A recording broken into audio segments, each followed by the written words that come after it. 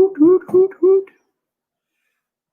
I see Chad. Oh, we got a bunch in here. We got Chad, John Patrick, Buckeye, Mike, D.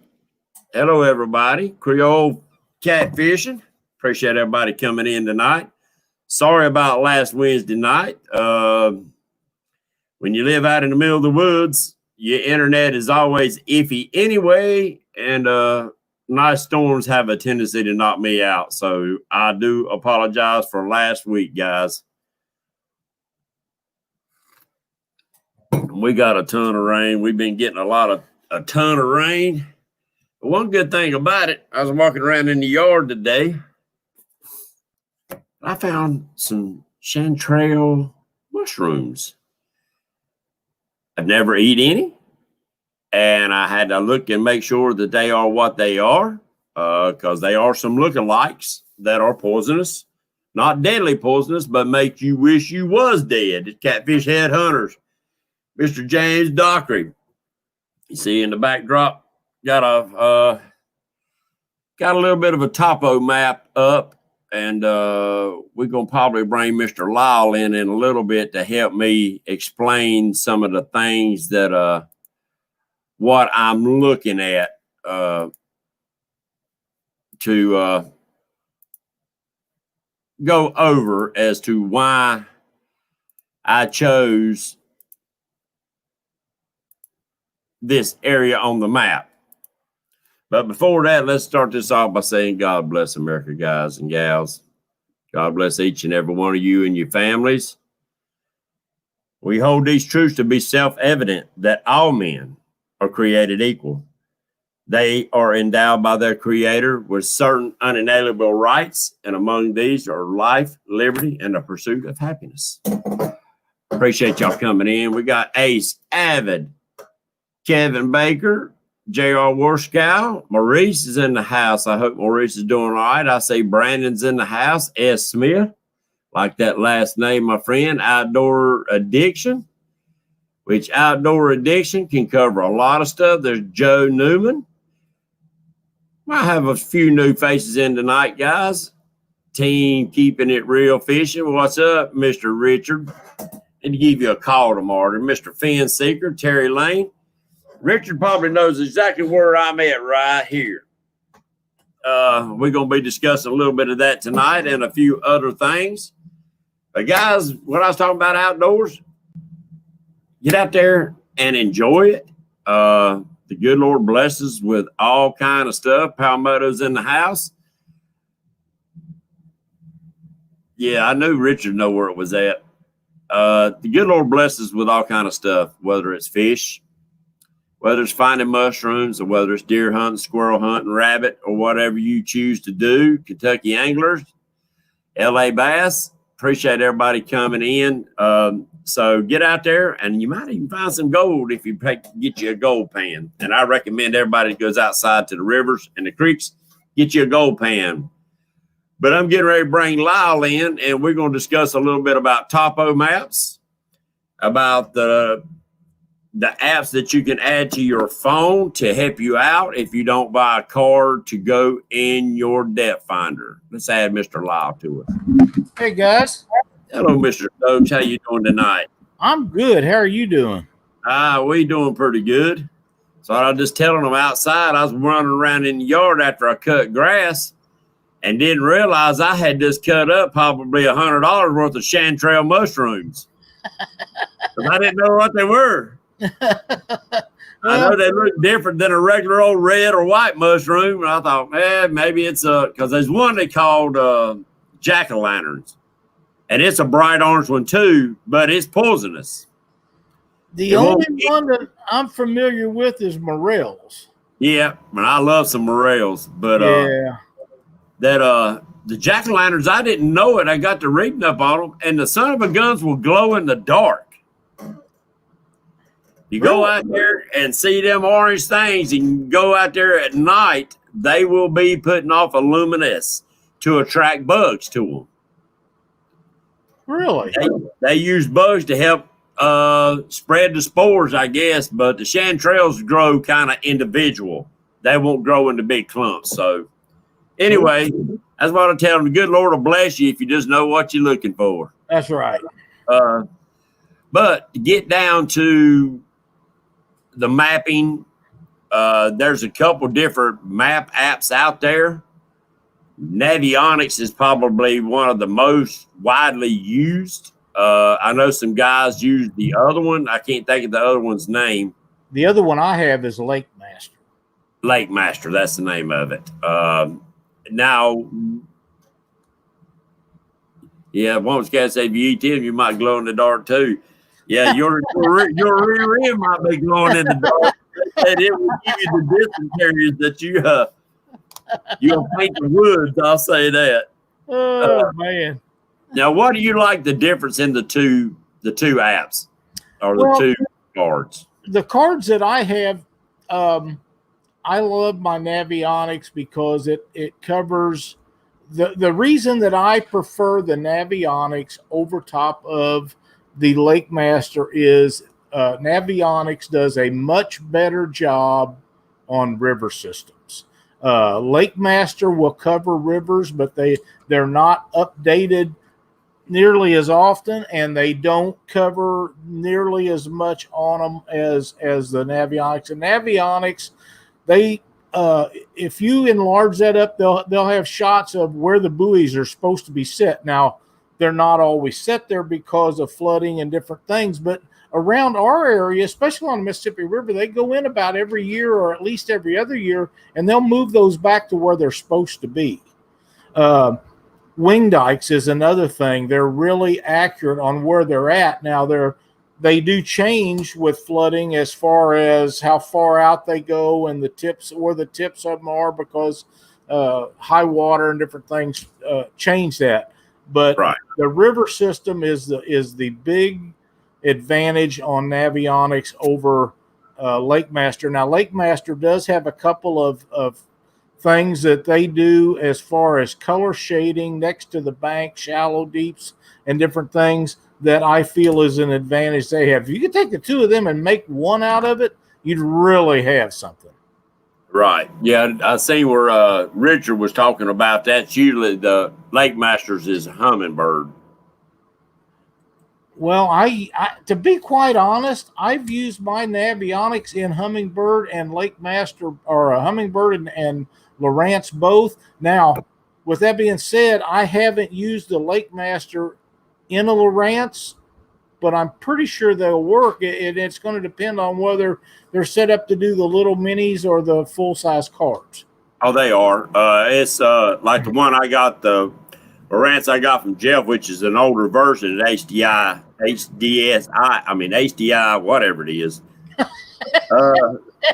It's an older model, so but it will still take the mini card or the big card. Yeah, and they make an adapter for the minis to go into the big slots. Right. So, even the older Lowrances, you can still run it. And plus, guys, you can actually, I think it's $9 to get it on your mobile, the Navionics, and it's well worth it.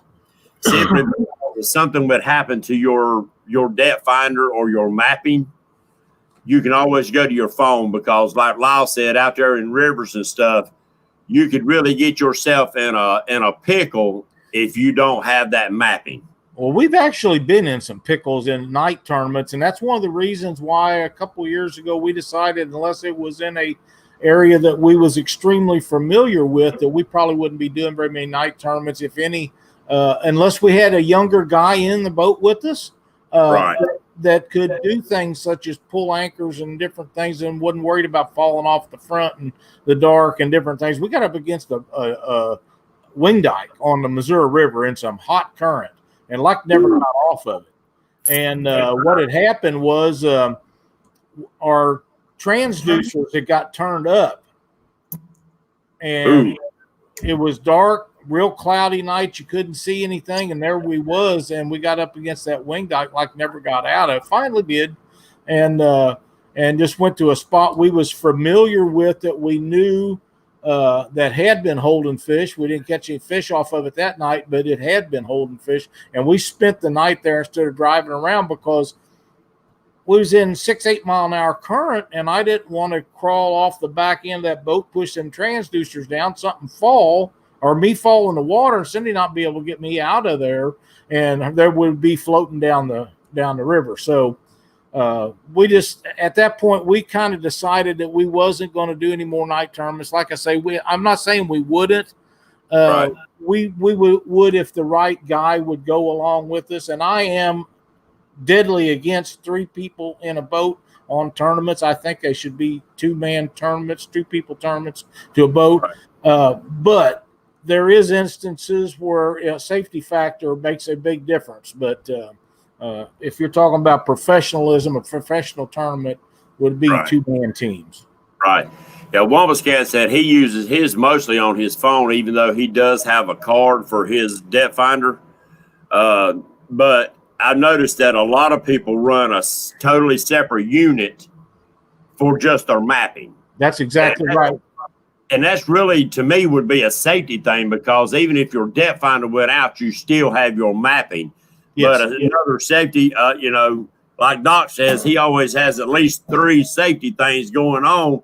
So if you have it on your phone, then you're pretty well protected. That's exactly right. I did notice that Mike Greenwell made a comment in chat that whenever you need someone, he's just a call away. Well, Mike Greenwell, you better not threaten me with something like that, because I'll take you up on it one of these days. Hey, you never know, and that phone call works both ways, don't it, Mr. Lyle? You betcha, man. We've had some guys that went with us that we had some really good times with. There's nobody better to be in a boat with than Doc Lang. I mean, he's an outstanding guy, and of course Doc and I get along really good in the boat, and that makes a big difference. But you really have to get along with them when you're in a boat for 8 or 10 hours at a time. Right. And I mean, and it'll really put trials is when things start going wrong. Right. That's right. It will really try how close your friendships are and how good that you can get along. It's just like having a good working relationship. You got 2 people that work great together. You might work 8 hours and not say but 2 or 3 words to each other and still get along just great, because both of you know your job. That's right. Both of you getting stuff done. And you don't have to worry about, is that man taking care of this so I can take care of this, and we both get home safe. That's right. That's exactly right. So I'm trying to cover a little bit of safety too tonight, Lyle, along with this. But I've been trying to figure out how to get these pictures up there, and I finally screenshotted them on my phone, and I brought them to the top of the daggum list so I could find them right away, because it'd been about 3 years since I had done this, and I forgot when I had took these pictures. Well, they was way down in the picture thing. So, but on this one right here, I guess I'll do like the weatherman. I'll just point and look at the screen. Right. This island right here is above Busted Board Bridge on Lake Wiley. Okay. And you see how tight the lines are around this. Yes. So that tells you that this drops off. This is your main river channel here. And it drops off pretty quick. But for some reason, almost any time of year, you can go right here around this area and pick up white perch. Cool. And that's your main bait out there, isn't it? Yes. Now, the last time me and Wampus Cat was out there, they was out there pretty thick. They wasn't wanting to grab the baits. They was the big ones. And on a sabiki, you might catch 1, maybe 2 at a time. But it was a hit and miss, but they was there. Now, there are times when when the spawn's going on, and you might catch them moving through there, but they won't hang there. Right. But my question is when you look at a map like this, and you already know that there's fish that hang there pretty much year round, I'm asking why. Well, because they want to be there. Well, I mean, I know that, but I can't tell you why. One reason is because you've got shallow water up around that island. Yeah. And it drops off really quick, and you got deep water. So the Right. big fish can get to deep water, and so can the small fish. If they're threatened, they can either go shallow or deep to get away from the other predators that are around them. Okay, I'm gonna show you something while I'm at it. If I can find a bright way to point, get Okay. my tail out of the way. Right here's a little small rise in the bottom of that river channel, Okay. and also right here is a rise. Now you can find them right here. A lot of the time when you don't find them up here in front of the island, I'll get it right here in a minute. You might not find them up here, but you will find them down around this hump and this hump down here in the river channel. But the reason I'm saying that is that a lot of times we go out and say, somebody said, "All right, I found catfish on that ledge." What ledge? You see right here, there's a little bit of curve in there. Right. But that river's running back there. This right here will create a small eddy. And when you get that little small eddy, you're going to have baits. You're going to have other stuff drop in this area. And that might be why some of the attraction is for them bait fish right there. Wouldn't you think? Agree. Yes, I agree 100%. Now, when I find a place like that, especially in an area that I'm not familiar with, I can't point to this like you're doing, but Right. I will go up and down those seams, up and down them till I find the fish, and then go long ways with them. Does that make sense? Yeah. Because once you find the depth that they're at, then you can get on the contour and drift that contour or drag baits along that contour, and you'll stay in the fish, because chances are really good that if you find them in 46 foot of water or 22 foot of water, you're going to find more of them in that same depth range. Not always, but normally for me. Right. Okay. With that being said, now would the outside of a bend or the inside of a bend or the narrowing of the river channel, would that also make a difference? Because you can see up here how wide the river channel is, and then that river channel narrows, and then right here is a choke point.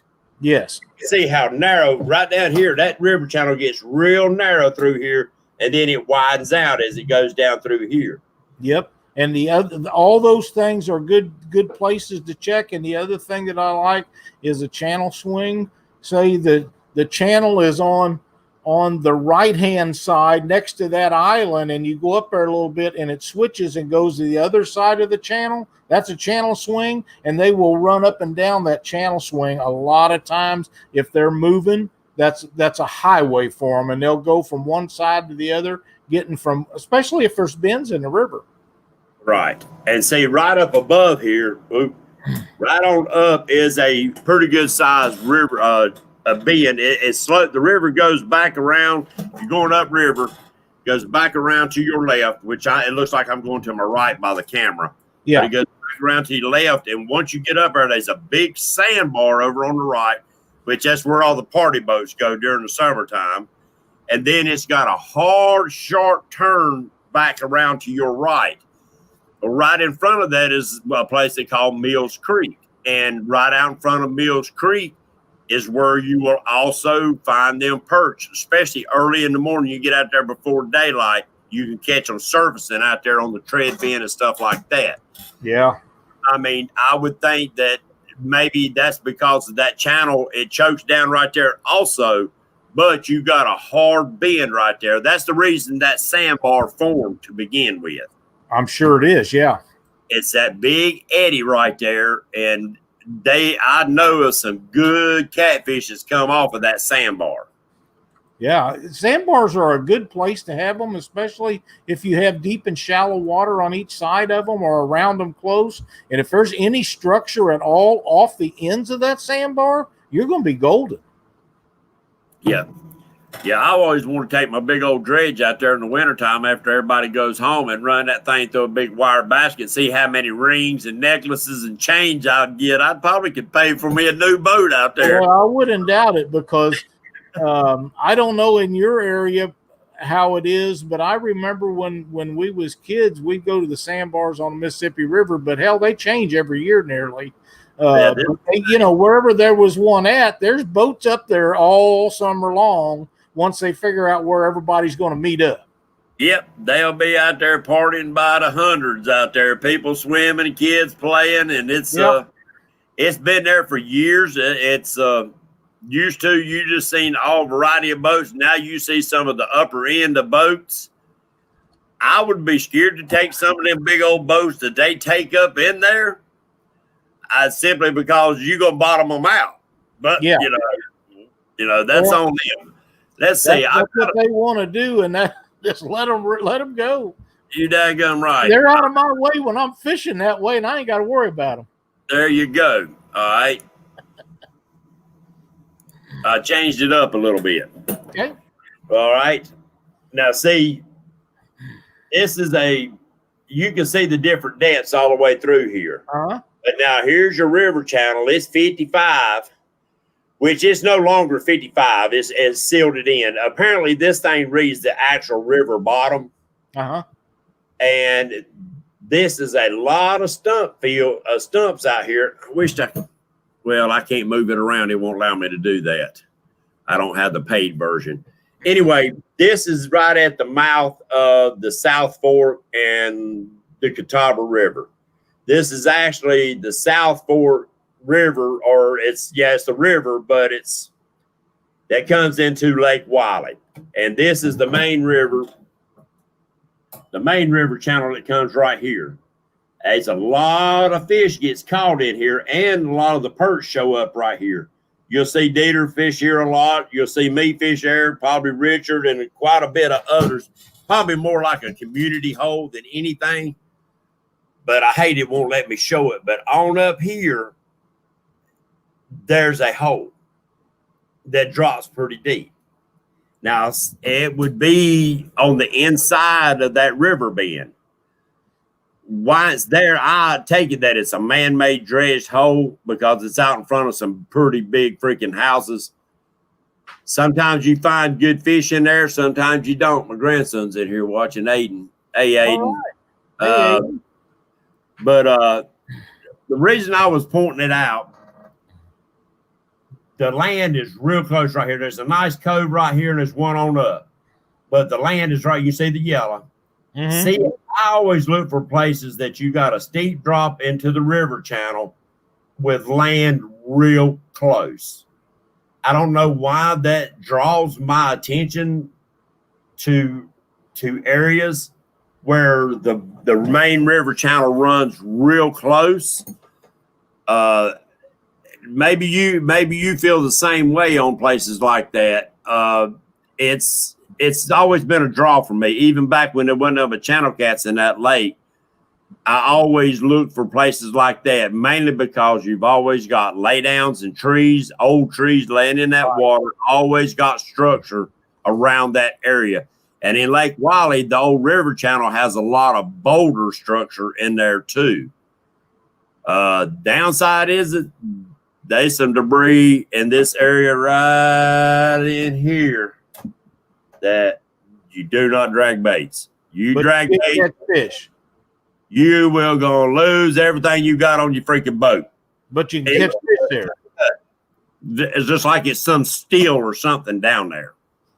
But you can catch fish in there. Oh yeah. Yeah. Best thing to do is anchor up and don't let it move around too cotton picking much. Yeah, I got to tell you, James, I'll give up some rigs for some fish. I'll do it every day, and if I run out, I'll go buy some more. I want to catch fish. If I lose stuff, that's just part of playing the game. I did see a question in here from Chris Stegman about the difference between the paid version and the non-paid version. The difference is the amount of technical support you get, and the stuff that's on the mapping is way higher on the paid version than it is on the free version. It's for no more than it is like on the app for your phone. It's like $10 or something like that. It's not very high. It's very much worth paying the money over the free version, in my opinion. It is. It very much is. When Mike I first Greenwell, got you in, are right. If you're not losing gear, you ain't fishing. That is a great analogy. yeah, but on a place like that you know, we've already learned as fishermen in that area that it's a good place to anchor up, but try not to drag baits through that. And I not the whole area is like that, but Yeah, there's something down there that is sharp, and it ain't just getting hung up. It'll cut your line. So you think it is either sharp rocks or metal of some sort? I think it's metal of some sort. I see Richard right here, Team Keeping It Real, said his perch hole's right beside my ear. And I think it's over here. I think it's over here. Avid, I'm talking about Navionics or Lake Master, either one. I do prefer Navionics, but Lake Master is a good one also. Yeah. Or do I get agitated when I break off too? Oh yeah, Michael, we all get agitated. We know that's part of the deal of going in, especially going in after them big flatheads, and you know they up in that structure. Yeah. You go ahead and count that you're gonna lose some tackle. There's just no way around it. James, I have been in places to where I leave Cindy in the back of the boat fishing, and we'll hang up and she'll hand me what broke off rod, and I'll be tying it up, and she'll hang up another one and get it busted off, and I'll tie it up, and she sits there and fishes, and I tie up rigs because it works that way. We know the fish are in there, or we'd leave, because you're losing so much stuff. It really sometimes ain't worth it. But if you're in a tournament situation, you only need that one big bite, and you know they're there. And sometimes that's just what you got to do. You got to give up a little of that stuff to get that bite. Sometimes you don't ever get it. But right. You know. So I tell you that when you doing that right there, y'all kind of drifting through there. The reason you're hanging up so often, right? Absolutely. There you go. Drifting or dragging. So why not back up to that spot that you marked in fish and throw an anchor or put it on spot lock and go after that fish? We've done that too. It just depends on the area, and what's in there. Right. Yeah, the reason I was bringing that is, guys, is that if, say, we catching fish on this inside bend on the land side and it's halfway down, and you said, Lyle, if they run it, say, 30 foot deep here, halfway up on that ledge, all right, and you caught a few fish there, and you decided you're going to move on up the river channel. Right. And you're looking at that 30-foot range, but you're no longer seeing it. While you was down here getting these fish, I think it would be wise to take some mental notes of other things that are associated with that. Right. Exactly. I think that we get so confident in catching those fish that we forget to look at water temperature, not just depth, but water temperature, access to this little cove right here. That's right. This cove is full of structure. And for, I know, 40 years, this whole bank used to be lined with Christmas trees every year from crappie fishermen. And it's probably still gone. I haven't marked that many anymore.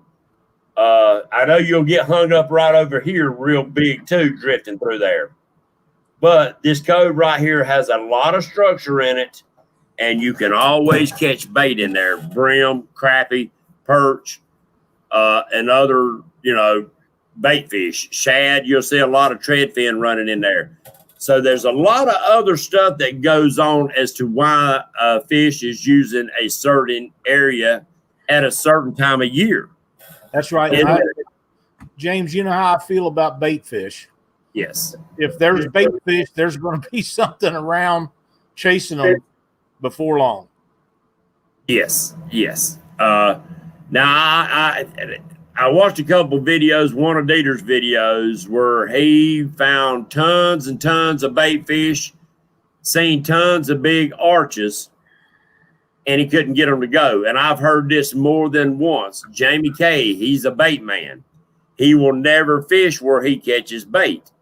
He said he seems like he cannot get those fish to go. Now, he'll go outside of that 100 yards, 200 yards away and start finding those fish again. And then he will start getting biting fish. He thinks they're just full of food. I would agree with that. I would agree with that. And here's my thought on that, James. If you see a ball of shad and you see a catfish up in there getting him a snack, he's not full. No. And if there's 3 or 4 with him on the bottom, they're probably not full either. But if they're all laying on the bottom, just kind of hanging out below them, and none of them's up in that ball of shad, they're probably full. Right. Yeah. Or they'd be busting through the middle of it. That's right. Because them balls of shad don't stay stationary. No, they're always moving. That's right. Yeah, they're always moving. So if they move over their head and they ain't chasing up in them, they got their bellies full. They just sitting there chilling out like a fat, sassy sow on the daggone cow. That's right. I mean, I guess that's why I was bringing it up, Lyle, and wanted you in here, was that we all need to pay attention to other things that are going on as to why them fish are there. That's and right. It might be a transitional spot, like in the spring, right before the spawn. They could be chasing bait through there, knowing bait's always in that area. But closer to June, the spawn, you might see them there when you set anchor, and then they're gone. Like Saturday night, we set up on fish. Me, Big Nasty, and Flint Hill, they'll tell you we marked some good arches, set anchor, and it's like the fish were gone. Yep. Just like they just moved, like they was transitioning and moving through, which I should have passed over them and then come back across them one more time. I don't really like doing that, but maybe I should have, and I would have realized these fish were moving fish. Yep. And I see another comment in chat that I wanted to mention to you, James. Mike Lewis says it depends a lot on barometric pressure, and I would agree with that. There's times when I think barometric pressure plays a bigger part in feeding fish than other times, but the minute I feel real confident in that, it changes on me and I'm all messed up again. But I do pay attention to it. But there's certain times when barometric pressure will make fish either start feeding or quit. And I've seen the times that I think it would cause them to move. Absolutely. We've caught them in shallow water and go back the next day, same temperature. Everything was same temperature. The lake was the same. The fish should have still been there, but they had pulled out. The day before, we had low pressure. The next day when we went out was a high pressure day. Now, whether it pushed the fish out of the shallow water for high pressure or whether it runs them back up in there, I don't know. Because my thinking, the deeper you go, the more pressure you're going to get on high pressure. That's exactly right. So, you go figure. I'm just trying to make people what. Mike Green, what about fishing in the fog? In the fog, you better find you a place to stay put, Mike, instead of rolling around all over the river running into somebody. You ain't lying. And I've seen people, them bass guys, just fly down that water. Oh, and catfishermen too. In the middle of the fog, and I thought, let me get over here next to the bank out of the way of these guys. That's right. We had a tournament one time when we took off and it was clear skies. We didn't get 2 miles out of that town and you couldn't see from one end of the boat to the other. And you could hear people. I could hear Doug Rice talking to me like he was right next to me. And I don't know where he was at. We went over to the bank and threw an anchor out and stayed there till the fog burned off. And what everybody else done, I have no idea. I'm like you. I know. No, I ain't going to do it. Yeah, Richard said he hates shallow water. Well, I know you love it, and a lot of other guys do. And I've got to get my game better at it. Cindy's always on me about let's fish some shallow water. I never catch nothing there, so it's really hard to get me to do it. But too many people are successful at it that I have to make my game work where theirs is working just because I know it works for them. If it works for them, I should be able to make it work for me. There you go. And that's sometimes we have to think outside the box, because before I got on the boat with Wampus Cat, Justin, Wampus Cat, I would have never thought of catching anything, over 5 pounds in shallow water. That's all I ever had caught. But they were fish caught last year in that Santee River. Santee Monster Quest, I think it was down there. The largest fish caught down there during that tournament come out of 2 foot of water. They seen the fish grab the bait. Yeah. So don't rule out nothing, guys. Oh, if you are streamlining your ideas to where you don't want to try nothing new, then you're on the losing end of the battle. I'm telling you. I would like to say one thing right quick, James, before we continue. Hit that thumbs up, you guys. You're not going to get this kind of information very many other places. And share this video so other people can see some of the stuff that we're talking about, so your buddies can watch it with them. It just takes a second. Thank you, Lyle. I keep forgetting to say that. I do on our show too, but I thought about it tonight. Well, I appreciate it. I guess I take for granted that these guys want to share it out there, but they might be a little greedy rascals and keep it to themselves. I don't know.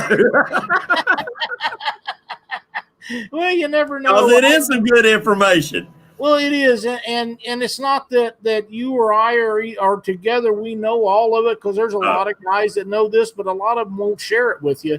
And I've always been like that. Doc was always like that, and I feel like if we can help somebody catch more fish, it's beneficial to them and to keep them in the sport longer, which they'll pass along to somebody else down the road, and that's what makes the world go round. And it makes them more apt to be. Junior Broder said, "I am stuck on deep waters and I struggle in the shallow." I know what you're saying, Junior. And I mean, it is because, we grew up thinking, like I said before, the wise tales: deep water, big fish, deep water, big fish. And big it's bait, not always the case. Yeah, big bait, big fish. And I still do that today. But I've been a number of times when we was in tournaments and Cindy was using an 8/0 hook instead of a 10 and a smaller piece of bait, because I was only after big fish, and she'd catch not only the most fish, she'd catch the biggest fish. Yes. Muddy Waters is Navionics best for Lake Wiley. Now, Fishing Creek has very little Navionics on it. The lower part has a little bit on it. But once you start heading up the river area, you can hang it up. And once you get past the 85 bridge on Lake Wiley, you get into the river section. For some reason, Navionics stops right there. But that's pretty much a flat bottom all the way to the dam right through there.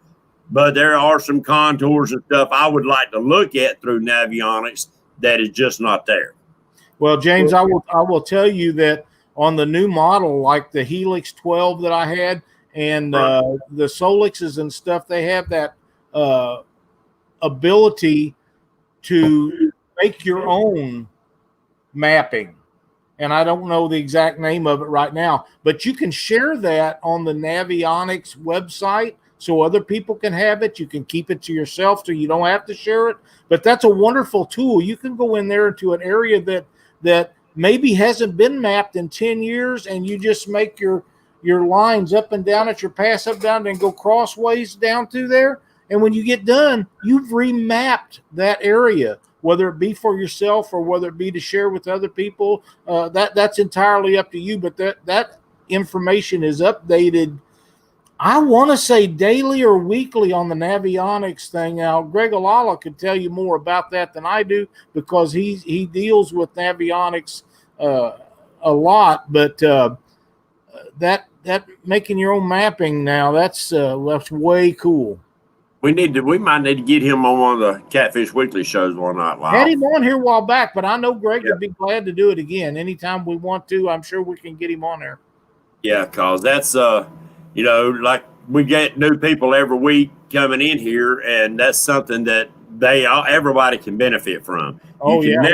You never get enough knowledge on mapping.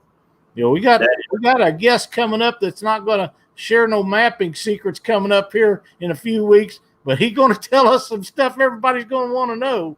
Yeah, and guys, when he's on there, we ain't giving away no names right now, but when he's on there, I expect chat to almost come to a halt. Yeah, that's right. The last time he was on there, Lyle, chat just stopped. Yeah, it did. It just stopped. Yep, it'll be awesome. He gets on there, and it'll be really cool. We'll all have a great time with that. But yeah, no shallow water in winter. You need to find deep holes. DMV, I have to. I'll say no. Me and Wampus Cat was on 30s and 40s and 20s in January, the end of January, right 1st of February. The video is up. And you will see we was on some good fish, and we was sitting in 4 foot of water, throwing our baits up in 2 foot of water in January in North Carolina. Had a blast. Now me, I would have never thought to go to 4 foot of water in January. I wouldn't have. But the water was 50 degrees, Lyle. That time of year, Lake Wiley is usually in the low 40s. Let me ask you a question. Yes, sir. Was the sun shining that day? Yes, sir. There you go. The bait fish up in that shallow water and them catfish up there chasing them. I mean, we didn't see much bait back there, Lyle. They had to be in shallow water somewhere, because they'll always go to where the warm water is, where the wind is pushing them. You know, what I'm thinking is, why is the back of a catfish darker than his belly? Because the sun. Wintertime, he goes up in that shallow water, he can heat up.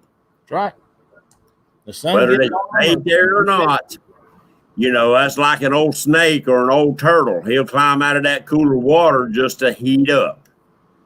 So there's a lot of stuff.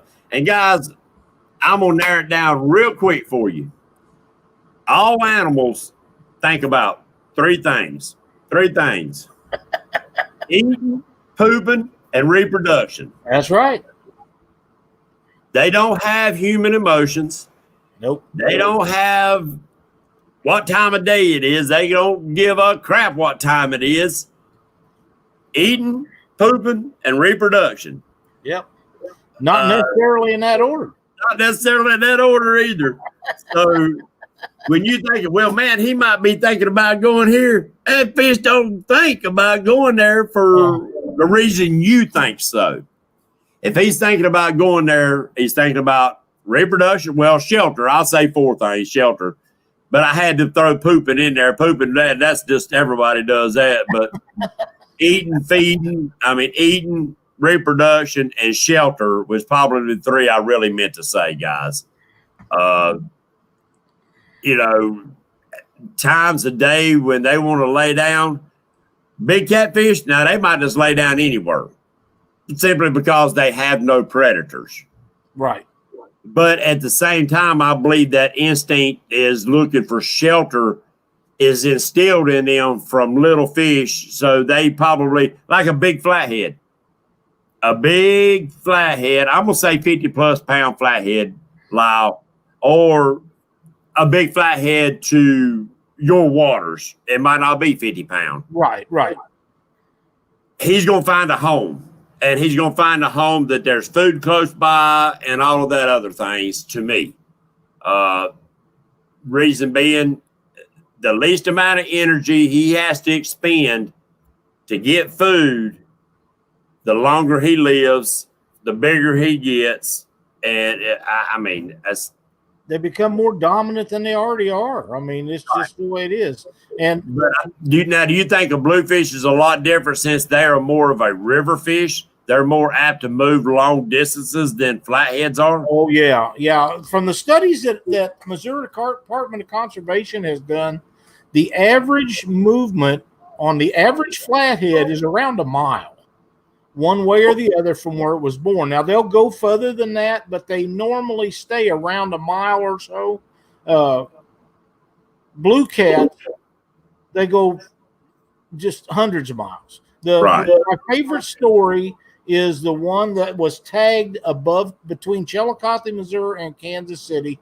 They tagged it up there, And 3 years later, it was caught below Memphis, Tennessee, on the Mississippi River, and it went all the way down the Missouri into the Mississippi, locked through, went on down, and was caught down there 3 years later. Now, my question is not that it made it that far, because I have no doubt that they travel that far. My question is, how many times did it make that trip? Yes. Once, twice, 2 or 3 times? I don't know. And if that would be the kind of information that I like to. Now, do all of them travel that much? No, absolutely not. They do not. But there's a lot of them that travel great distances, and they know how to get through them dams and stuff on the Mississippi River, except for Keokuk. They can't get through that hydro dam. That's why there's not any above Keokuk, and the water's cold up there too, a lot colder than it is. But yeah, they make them trips, and some of the tagging that they've done and the distances they've found those fish is just unbelievable. But that's one story that sticks in my mind. A 3-year deal, and it had made it that far, and that's almost all the way across the state of Missouri, and from St. Louis to below Memphis, between Memphis and Tunica. That's crazy. Yeah, it is. I've been to Tunica. Did you gamble? No, actually, we had a maintenance summit down there. We had to fly into Tennessee, then drive down. That's the first time I'd ever flew, and kind of freaked me out when the plane banked back over top of the Mississippi and then come back into the airport. But I enjoyed it. But we stayed down there, and we stayed right in the middle of all those casinos, and I didn't stick the first penny in a machine. Hey, good for you, because that can. I said, watch an old woman feed that machine. I sat back and drinking Coca-Cola and watched this old woman, Lyle, feed this machine $100 bills. Oh, run out, had her grandson to sit at that machine, went to the ATM and got another stack of $100 bills. I finally had to walk off. It was hurting my feelings watching her feed that cotton picking machine. She sat there long enough, she knew it was due. Yeah, she knew it was due. That's what I heard. But my boss man, he didn't either. We didn't feed that thing a lick of money. But we'd been in class, for 12 hours that day. We just wanted to get something to eat and go home. Yeah. But I wanted to fish to Mississippi. Oh, I told him, I said, we need to stay one more day. But my father-in-law had a heart attack, and I had to hit the red eye and get home. Yeah, I understand. So, I'm 3 hours from it, grew up kind of on it. So anytime you want to fish it, you just make yourself a way out to Missouri, and we'll go. Yeah, after you guys, and Lyle, if you don't mind, I'm going to say something. Let's keep Lyle in our prayers. I think he might have to. Yeah, it's not looking him a fit. We been having a fit. People want to know why you don't fish. Well, a couple reasons. One reason, we sold that boat, and I had to get my other one ready. But I was at the doctor today, and they told me 90% chance, 90+% chance that we was going to have to operate on my shoulder for a torn rotator cuff. And we went out fishing the other day, and I took an ultralight and made 10 or 12 casts with it, and had to stop. It hurts so bad. So an ultralight doesn't weigh very much. But for all you guys that's in that man-woman tournament, online tournament coming up, never fear. I'll be able to drive the boat. Cindy will be able to catch a fish. So you're all in trouble. It don't make no difference, because we got the spot up at the lake. We go up there, catch 30, 40 fish a day, and we're still going to take your prizes. Dang, right. That's what I'm talking about. But yeah, it's coming. It's coming. It's coming. We're going to get the boat finished up, and not sure when it's going to be yet. They got to do an MRI, but he said he's almost 100% sure that that's what it's going to be. And I said, I just soon get it done now. I normally would wait till wintertime after the last one, but you know what? I can't use it and do anything anyhow, so we'll just go ahead and get it done, be ready to go next spring. And like I say, we go fishing, I'll just run the boat and Cindy catch fish, and I'm just as happy. Hey, you enjoy watching her catch fish anyway, don't you? Oh, I do, and I can film and take pictures of her doing it and stuff like that. Yeah. We'll have a great time. Take kids and grandkids, stuff like that out. Well, I just wanted to share the prayers out there for you, Lyle, and get that, that done and get it all over and done with. so you can get back on the water. Yeah. 'Cause I know that be your luck. You get out there, that would be your PB that grabbed that rod and you couldn't hold on to it. When I had the very first one of them done, I fished with Cindy, and I fished with my buddy Keith Atkins, who lives up between Columbia and Jeff City. And I told Keith, I said, man, I said, this arm's pretty bad shape. I said, but we've already entered in this tournament. I said, now, if I can't handle a fish, if I get one on I can't handle it, you'll have to reel it in. And he looked at me and he said, man, ain't nobody ever going to say no to that. No. But, it didn't happen that time. But the last shoulder surgery I had, we took our son with us, and he fished a tournament. And he wasn't getting along too good with the circle hooks. And, of course, I couldn't pick the rods up and reel them in. So I'd leave them in the rod holder, and I'd set the hook, and then he'd reel them in from that point on. And Cindy was setting the hook for him, too, because he never did catch on to them circle hooks. But he'd be a lot better at it now. But he was wanting to park their eyes, wasn't he? Oh, yeah. Yeah. And I miss it. I miss parting them eyes. I want to put J hooks on sometimes so bad I can't stand it just to set the freaking hook. Yep. Thank you, Timothy, and thank you, DMV. I appreciate all the thoughts and prayers, you guys, and we'll talk about it some more as soon as we are 100% sure. But he told me, he says, you get ready for it because it's going to happen, and like I say, it is what it is. Yep. Hell, if I want to worry about it too much, I'll just go down there and sit in the boat with Doc and let him drive me around down Alabama this winter. There you go. Half Crazy Catfish said she catches them all the time, all anyway. Well, she catches her share. I promise you that. One of the things that was the funniest, James, we had the pleasure of was it Fishing for Freedom a couple of years ago, and Cindy has her side of the boat and her rods, and I have my side of the boat and my rods, and we had Luke Hinges in the boat with us, and she got a hit, boy, and old Luke jumps up and says, "That's mine. That's mine. Yours are on the other side of the boat." And he got a bang out of that. He thought that was really, really funny. But say he's a Minnesota boy. You could have give him one rod and he'd have been happy. He would have known no difference, would he? No, he would have known no difference. You've been wondering why y'all fishing with so many. Oh man. Yeah. I don't know how to do it. I don't either. You know what? That would really have to separate the fishermen right there, buddy. When you know that you can go out and get on fish with one rod. Yeah. Well, now I know that Luke and several of them guys up there have been working with them guys to get a deal to where they can use more rods. Right. Now, I don't know for sure if they ever got that passed or not. I know a couple years ago that they was working on that to try to get it to where they could use at least two. But now they can go out of the Minnesota River into the St. Croix, I believe it is, and they can use more. But I think where Luke wants to fish a lot of the time is in the Minnesota River, because I watched him live, and he didn't do as much live as he used to, but man, he laid out some giant flatheads for up there. I know, and that's what I was talking about. I watched that one night where they fished the Minnesota side, one rod apiece, but I think they went back to the trucks, got the other rods because they couldn't have them on the boat or something. I can't remember. Yeah, they went back and got the rods, and then they went went right across the river. Basically, yeah. And yeah, pretty much. And I mean, they went across the river and up. They went up a couple miles, but it was. But that would really, if you had to, in their circumstances, if they said, "Lyle, you can only take one rod to fish," how would you fish? Would you bump? Would you drag? Would you anchor?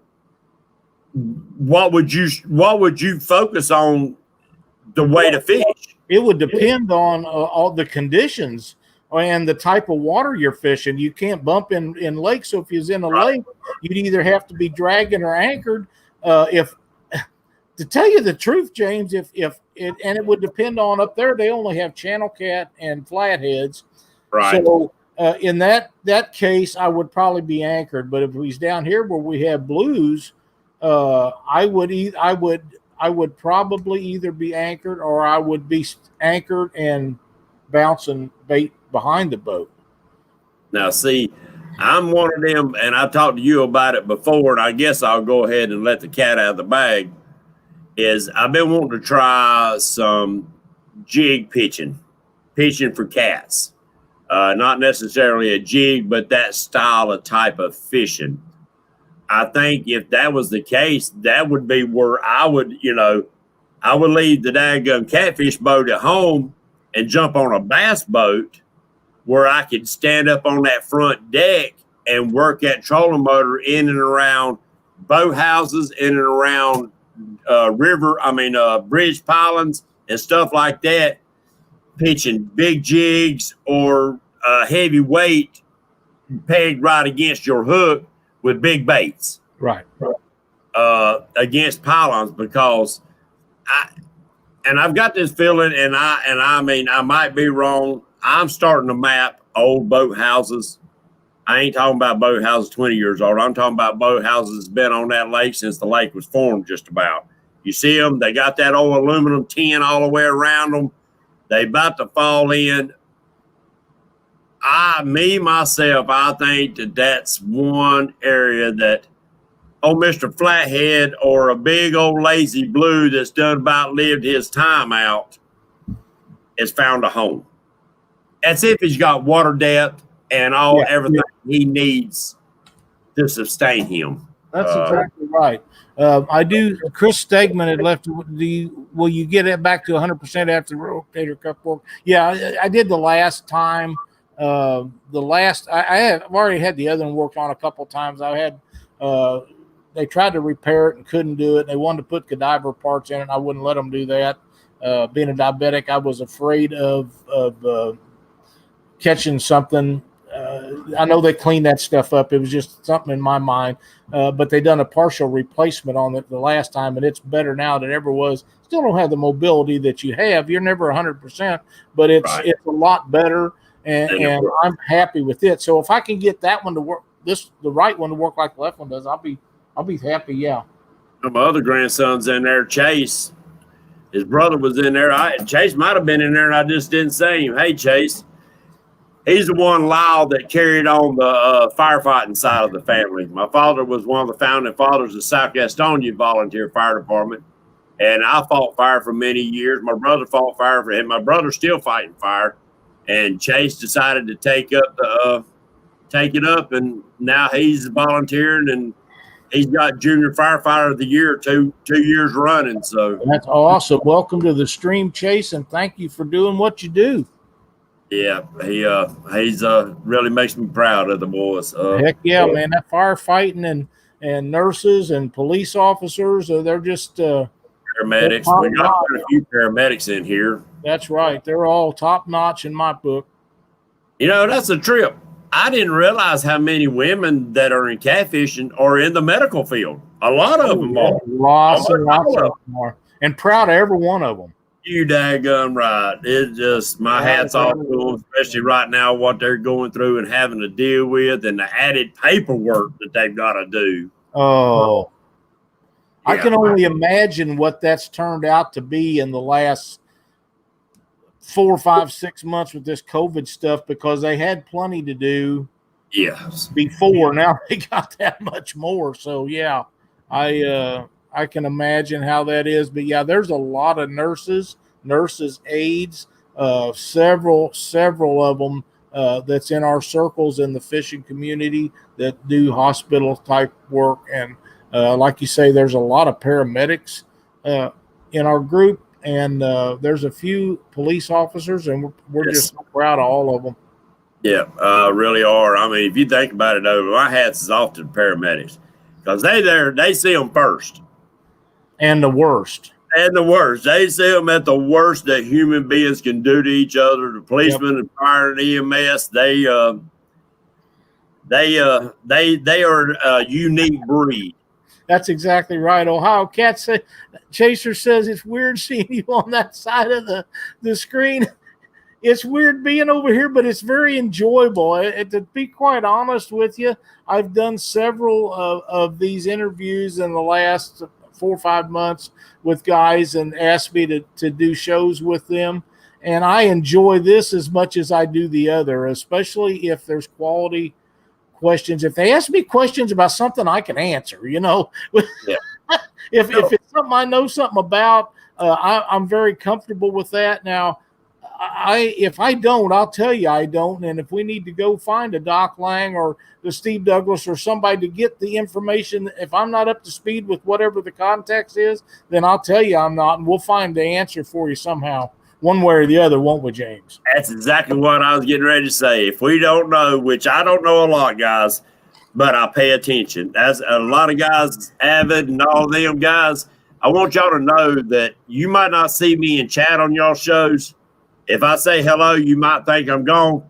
I'm not gone. If you got good people that's giving out good content and a lot of good information, guys, I'm taking notes. And I think that all of us, we have a lot to learn from each other, whether somebody's just starting fishing, because who knows, that person that just got started might have stumbled on a little secret that we've been missing. Yep. You know what, James, I've said this for a long time. When guys go to these tournaments, and whether they're fishing the tournament or not, they're seeing the Jeff Dodds and the Daryl and Jason Maskengills and the Doc Langs and all these big guys. And they want to ask them questions. These guys will answer your questions. Now, they won't tell you an exact spot that they're fishing, but they'll give you more information if you're paying attention. They won't directly say an answer, maybe, but if you'll read around the lines, you'll find the answer in what they're talking about. All you have to do is pay attention. And like I've always said, Lyle, I don't want to know your specific location. I want to know why you chose that location. That's a great analogy too. It really is, yeah.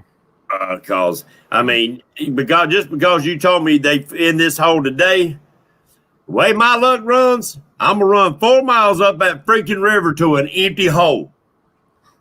Yeah. Just because you caught them there yesterday or a week ago, that don't mean they're gonna be there when I get there. That's exactly right. I know that. I see James Dockery is in here. Says the only reason that I know so much is because I've been around before Father Time. Well, that might be. That might. But I don't know everything, but I know what has worked for me over the years. And like I say, I'm happy to share it with everybody. I want to see these guys. I want to see James take his daughter out and his grandkids out and make sure that they all catch fish someday. Because we all know James can't catch no fish. Got to be Katie doing it. Oh, Lord have mercy. But yeah, but Lyle, that's another thing. What's up, Mr. Cunningham? Is that it ain't that just you've learned a lot on your own. You've been around a lot of people with a lot of great knowledge that are willing to pass it on, and you did not take that knowledge for granted. No, not ever, not one time. And my brother used to take me when I was too little to drive, and he had a 25 horse Elgin motor on an old Elgin boat that was narrow. We should have never been on that river in it, but we go out there and fish. And his father-in-law would take me. All I had to do was get to his house and take me on that Mississippi River when I was too young to drive again. And I would go fishing with them, and they'd take us over to sandbars, and him and I'd fish, and the rest of them play in the water. That's just how it worked. But yeah, Flint Hill, it is kind of a tough crowd. They're kind of on me a little bit, but I'm used to it, and I don't mind because I can dish it out. If you can't dish it, if you can't take it, you shouldn't be able to dish it out. So that's exactly right. But I enjoyed those days, and I still into. When I get a chance to sit down with a Jeff Dodd or a Daryl and Jason Maskill or Doc or any of those guys that I've looked up to or run around, kind of beat around with it at motels and stuff. There's a new group coming into our catfishing world, a new changing, so to speak, of the guards. And a lot of them think they know a lot more than they do, and they want to tell people how to do things, and they really don't know. And what they should be doing is sitting there listening to the guys that's been around, because they just sit back and let them talk. And and don't contradict them or say anything, and they'll look over at each other and shake their head, wonder where this guy come from. But instead of thinking you know it all, if you'll listen to those guys, it's amazing how much stuff you can learn, and you'll be them one day. Don't try to be them the first crack out of the box. No, because really, they dropping hints when they're talking to you. They're dropping little hints, whether they even know it or not, simply because they've done it long enough that it is second nature. It is their lifestyle. It is what they do. They will be dropping all kind of little hints because, guys, just because you can see it on that electronics, that might not have a thing to do with putting him in your boat. That's exactly right. And like we was talking earlier about the navionics stuff, you may find them, but they may already be full. But you could go right up there a little ways, and there'll be another bunch of them, and there ain't so much bait, and you catch them fish. Yeah, and I mean, and like I said before, though, just because you're on the same water level and on that same ledge, on that last map I had up, that little indention in there might be because Team Keeping It Real has got a spot on Wally, and I will not give it away, that if you see it on Navionics, you would not pay that no attention. You wouldn't. You would zoom right on past it. You would not pay that little bitty spot any attention on that river channel. The boy catches big flatheads right there. Here's a great analogy for me. D says that applies to more than just fishing. It does. But Wampus, he said some of the best cat men he knows never heard of YouTube and Facebook, and I'll agree with that. I would agree with that. A lot of the people. I'd also say some of the greatest ball players never make it to the big leagues. Never. And that doesn't matter what kind of ball you're talking about. Right. You're exactly right. I went to school with an old boy that Lyle, in junior high school, he run track. He run what was the 440, the long run.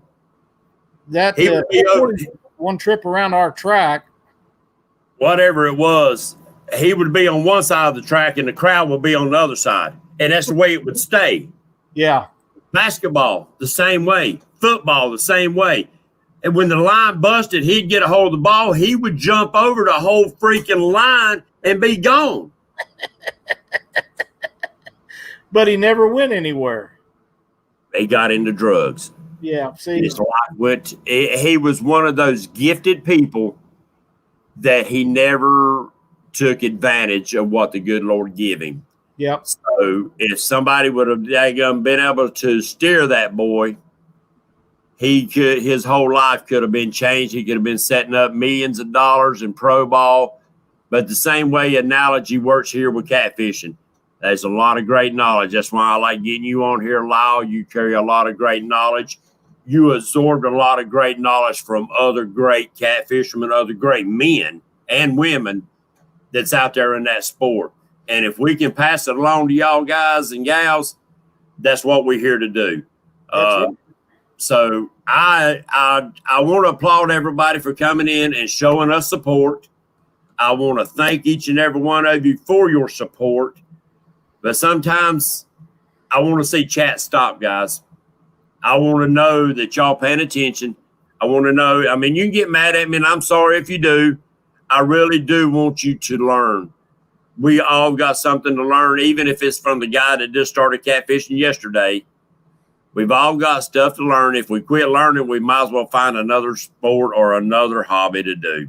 But that being said, Lyle, I thank you for coming in tonight, my friend. Oh, it's always a pleasure, James. I love doing these shows with you, and anytime you need somebody to drag through, you can drag me through a show with you anytime you want to. Well, I mean, it is. I'm wanting to do more shows like this, Lyle.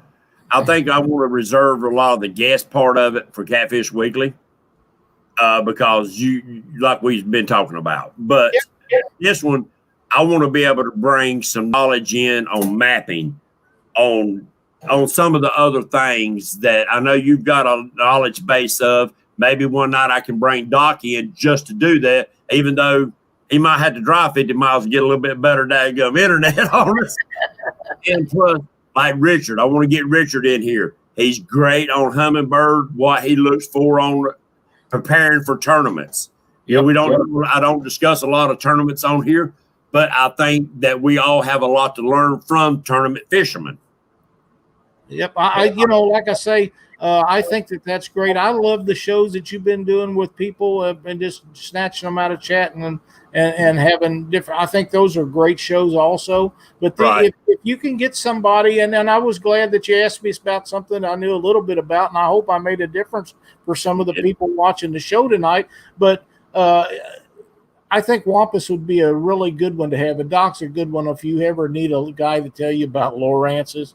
Oh, my God, he knows everything there is to know about a Lowrance.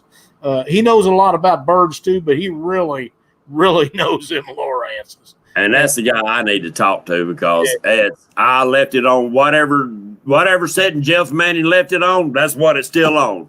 I bet that's not too far off. Hey, he pretty much said that he likes running. He'll mess with it a little bit. He said, but you can't outthink what the factory put into it. Well, you know, he's got a good point about that. But with me, the water is different everywhere I go. So that's why I change mine nearly every time out because, you know, one time we'll be at Lake the Ozarks, next time it'd be Truman, next time it'd be Missouri, Mississippi River, and no telling which end of it, you know. So, do you think water clarity has a lot to do with the way they read? Absolutely. Okay. Absolutely. So, that's something I might need to look into because Wally, 1 minute you might be in. Wally never gets clear. I'll just say that. But it can get a lot dirtier, and it don't take no time for, like right at the South Fork. South Fork can be muddy as crap in no time. But anyway, Lyle, prayers are with you. You know, I'll give you a holler in a day or so. I'll be around. Then, guys and gals, I hope we give you some great information tonight that you can use. If you did, you can always go back and watch the video again. And don't forget, guys and gals, look up Navionics on your phone, download it. It's pretty cheap. And like I said, your mapping might go out on your depth finder and you need to get home with this. That's right. Places on Wiley that I like fishing in the shallows. There's no way I'd want to come out of that sucker without a map. Right. You know, James, one other thing I would mention before you close out, you and I are very accessible. People can message us on Patriot Catfishers of America. They can message us on Catfish Weekly, either on Facebook or YouTube. If you have any questions that you think that one of us could help you with, don't hesitate to contact. I'd be happy to help you. I know James would be too. So just bear that in mind. In fact, there's already 2 people done dinging me on here right now. I must have missed one of their questions or something up here in chat. But guys and gals, we do thank you. We do appreciate your support. Without y'all support, Lyle, we don't have a show. That's exactly right. God bless each and every one of you. Remember, keep your prayers up for Mr. Lyle, but also keep your prayers up for Texas and Louisiana. Lyle, they getting ready to get hammered. Yes, they are. All our fellow fishermen down there, y'all hunker down and be careful. Yep. And if you don't have to, get the heck up out of there and come somewhere else safe. Carl Wells is in the chat tonight. Carl, you guys be careful down there. Yep. And they can get out of there if they want. I mean, Category 4, that's pretty mean storm. Yes, it is. Yep. Guys and gals, we thank you. Lyle, appreciate it. God bless everybody. We'll see y'all next Monday night. Sorry about that, Lyle. I didn't mean to do that. Good, man. Great show. I enjoyed that.